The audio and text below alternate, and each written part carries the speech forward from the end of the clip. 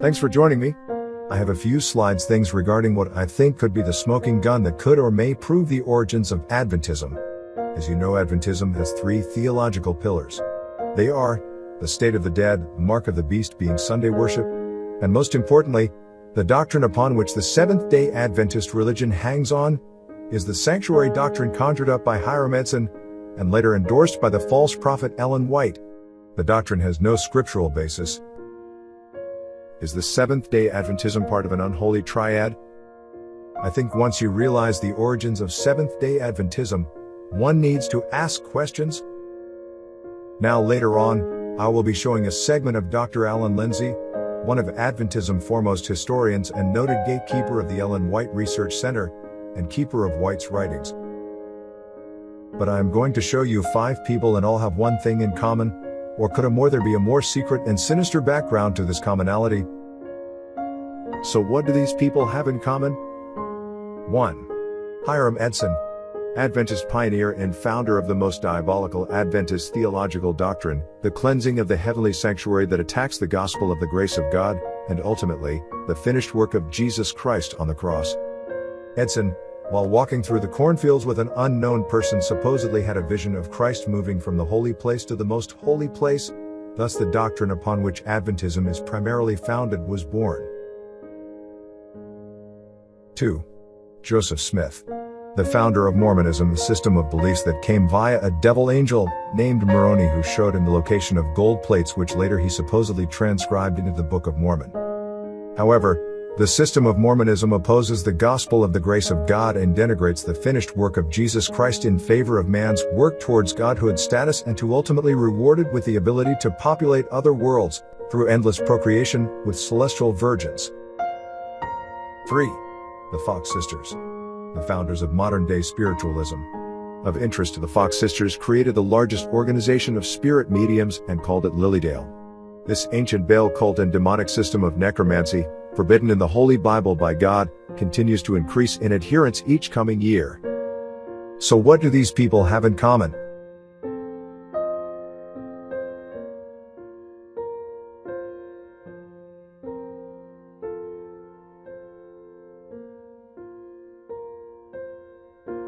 All 3 locations are described by Dr. Alan Lindsay, which I will show in just a moment. But for now, consider the locations. What do you see?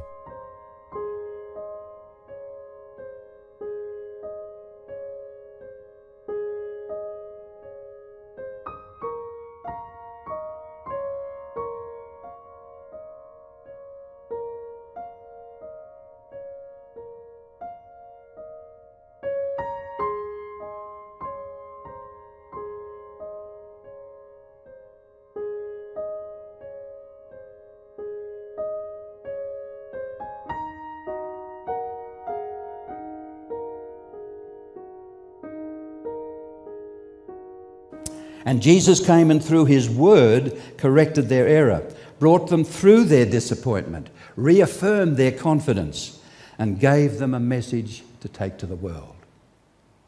Well, with that experience in our minds, dear friends, let's go back to the morning after the disappointment. Wednesday, October 23. And where should we go? That's a map of the state of New York. And along that blue line, you can see a blue line here that starts over here. There's New York City. There's a river that goes right along there. And in 1825, the American government cut a canal without tractors and all the other things they have today, right across to a lake, Lake Erie. There's a lake there, and there's a lake up there, and Niagara Falls is just there. And prior to that time, even ships coming from Europe could come down this far, but they could not come past Niagara Falls for obvious reasons, and therefore they could not get into Lake Erie. And round here they came, and of course eventually they would have opened up Detroit and Chicago. And so the cutting of that canal opened up the central part of America and changed the history of the United States. It was built in 1825. Why do I mention this? Because along that canal, round about there, is a little village called Port Gibson. Why is that relevant to our story today? Because in Port Gibson there lived a man called Hiram Edson. He was a Methodist lay preacher, and he had been converted in 1839 to the teachings of William Miller that Jesus was coming in the mid-1840s. And here he'd shared his faith with his neighbours, and he had about 200 neighbours converted and waiting anxiously for Jesus to come on that Tuesday, October 22.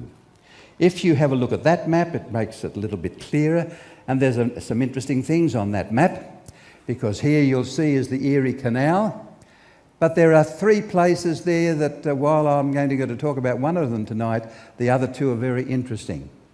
Here is Hiram Edson's farm, this man, this lay preacher that I'm going to talk about tonight.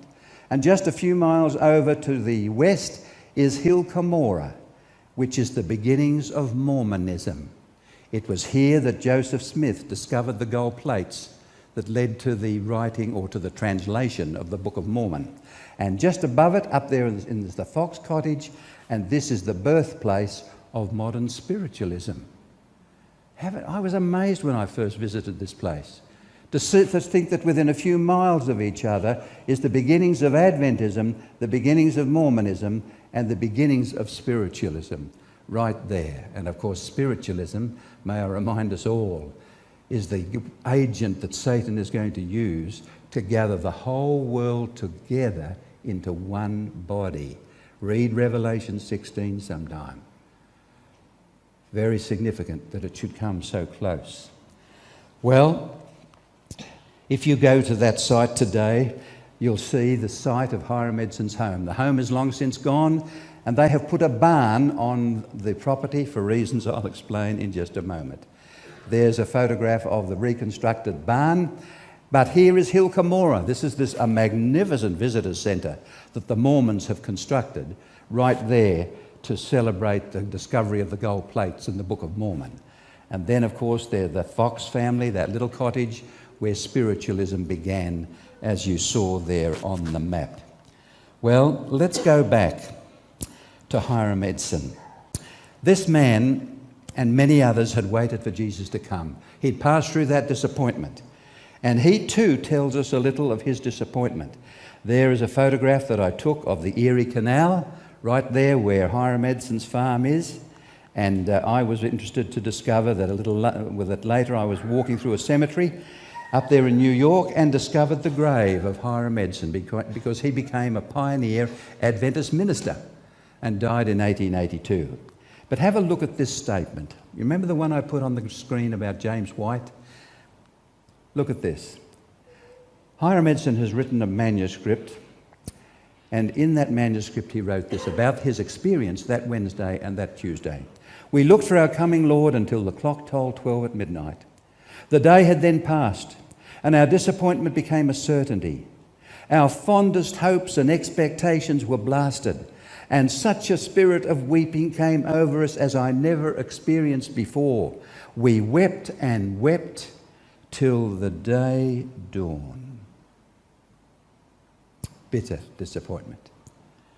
As the sun rose on that Wednesday morning, Hiram Edson goes on to tell us that he suggested to some of his friends that they should go down to the barn on his property, because that was the largest building in those days to protect the animals in the winter time, and meet for prayer, an earnest prayer to God, earnest supplication to God that he would somehow help them to understand why Jesus hadn't come the day before. And Edson tells us that they continued in prayer until their conviction came that their prayers had been heard and accepted, and that light would be given and that their disappointment would be explained. They felt after that prayer meeting that Wednesday morning, dear friends, that God was going to give them an answer as to why he hadn't come the day before. After the prayer season, Edson and an unknown friend. Did you get that? Hiram Edson and one other. And we don't know who the other was, really. Oh, we've guessed. Bible scholars have a guess. And I've got a little bit of an idea. But he's not named. He's not named. Here are some queries about this location. Is it not strange that Adventism's most important theological pillar of the sanctuary belief is founded in a cornfield vision on a farm? Not far from a hill that hid gold plates shown in a vision by an angel called Moroni to Joseph Smith. And not far from a cottage here rappings took place that made three sisters the founders of modern-day spiritualism. Lastly, who is the unknown person that was with Hiram Edson at the time of his vision? Was it Joseph Smith? The connection between Adventism and Mormonism is historically close, which should compel every Seventh-day Adventist, whether conservative, progressive, historical, or liberal, to question the beliefs their faith is founded on. The sanctuary doctrine has long been proven and declared bankrupt theologically and biblically.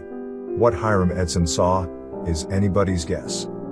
What is ironic is the close proximity and location of each system of beliefs that now war against the body of Jesus Christ, the church, and ultimately the gospel of the grace of God.